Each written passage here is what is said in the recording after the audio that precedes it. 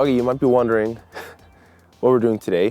I'm actually snagging some photos this morning. It's like 7:42 a.m. Sunrise is in about 5 minutes. There's a good amount of clouds. I don't know if you can really see it, so I'm a little worried about that. But anyways, for the past 50 days, I've been posting, editing, taking photos as a challenge that my friend gave me at the beginning of the year to post a photo/video every day for the full 365 days, for the full year. So I'm out here to try to get some more photos to keep up with that because it's quite the undertaking. I've already gone through all the footage and photos that I had in backlog, so that's encouraging and good to have happen.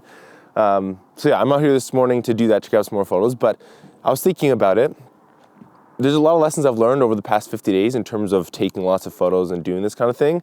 And one of the main ones I've learned is actually by taking more photos, I find that I'm making better looking videos. And I think you can do the same thing. And so come along with me this morning to grab some shots. And let me explain why I think you should be taking, why you should be taking more photos and why it's actually not that bad. So yeah, let's go snag some shots.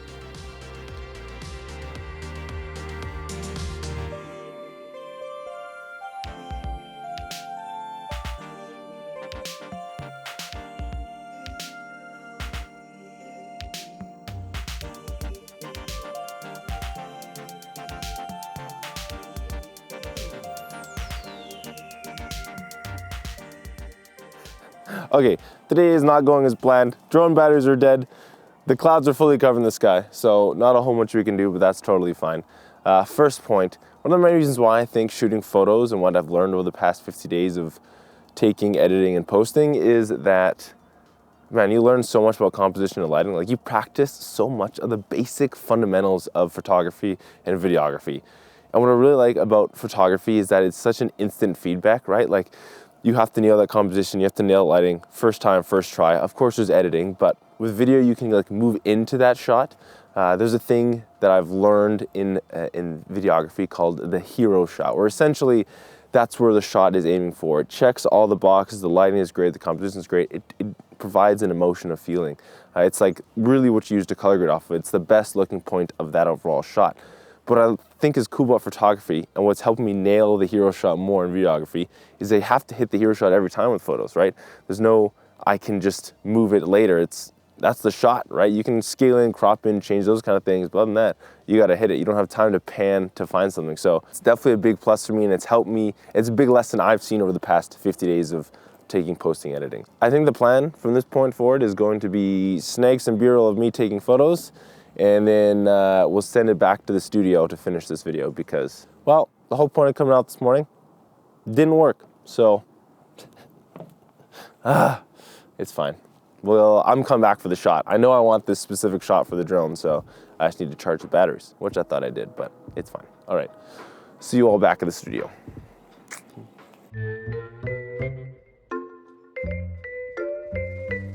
Another great reason why I think you should be taking more photos, which will inevitably help you make better looking videos, is actually because of just how easy it is, how accessible it is for everybody.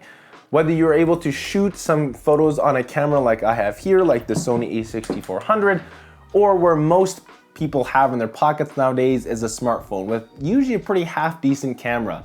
This has saved my butt a couple times in this challenge so far where I'm like, oh no, I need a photo today and I'm downtown or somewhere where I think there's some cool things, and snag a shot on this. And sure, it's not as flexible in the edit as shooting a raw photo would be, but it certainly does a great job for what I need it for. And if this is what helps you work on your craft because of how accessible this is, I encourage you to use it, right? Maybe you're on a lunch break or you're driving home from somewhere and you see something like, man, that really looks cool.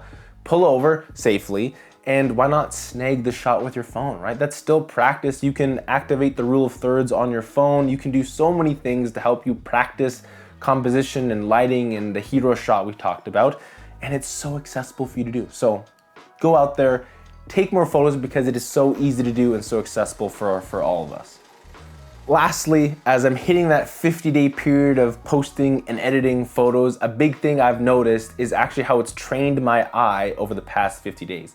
I've seen a significant increase, a significant improvement on the color grading and the composition of a lot of the footage I take. It's really become a mindful thing for me to, instead of trying to like rush through the shots, as I know so many of us probably do, at least I'm certainly was aware that I was doing, is slowing down, taking that moment to try to get a better shot, really think through the composition, really think through the lighting, rather than going, we gotta go, we gotta get things done. Taking that extra second has really helped me do that. But part of the reason why I've been able to recognize that is because of how much content, how many photos I've been taking over the past 50 days, where it's really helped hone all of those skills into a really great workflow.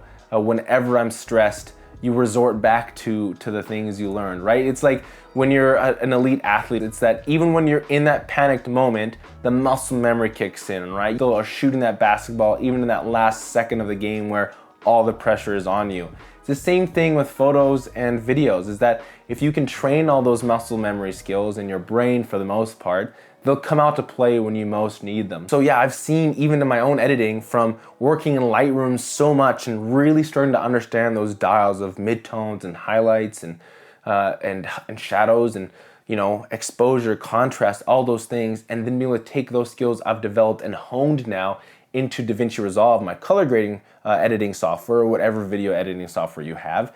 I've seen such an improvement. It's become such an not easier thing, but the thing that I now feel like I understand better. I can then see the differences I'm making, because honestly, when I first started color grading, I like look at the shot and I'm adjusting things and I go, I feel like something should be adjusting, but it's hard to notice the little nuances of really what color grading and editing a photo slash coloring of an image really is. And you know, you see all those amazing content creators out there that really do such amazing work, and their color grading is phenomenal and their photos are 10 out of 10, and you go, how do I get there?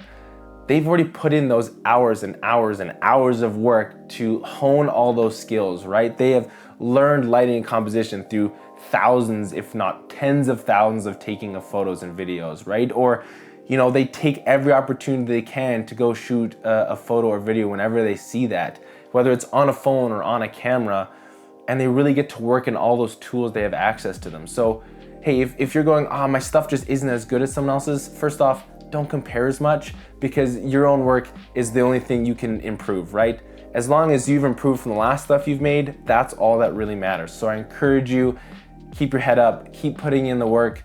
Your stuff will get better. I've already seen improvement in mine, and that's even just over the past 50 days, let alone the years I've been trying to do this thing. So it's just, I guess, one of my big encouragements to you. Take more photos. It'll help you make better looking video, and you'll learn so much on the way that I think is so worth it to hone those skills. So that's it. That's all I got for today. I have some really cool stuff coming out for you in March around there. A lot of cool videos. A dream of mine is kind of coming true, which I'm really excited to talk about. And yeah, that's it. So hey, stay hydrated out there. Don't worry, I'm not forgetting about the tea today. We got strawberry moringa. I don't know if that's pronouncing it right, but it's excellent. It's excellent. Stay hydrated out there. I'll see y'all next week.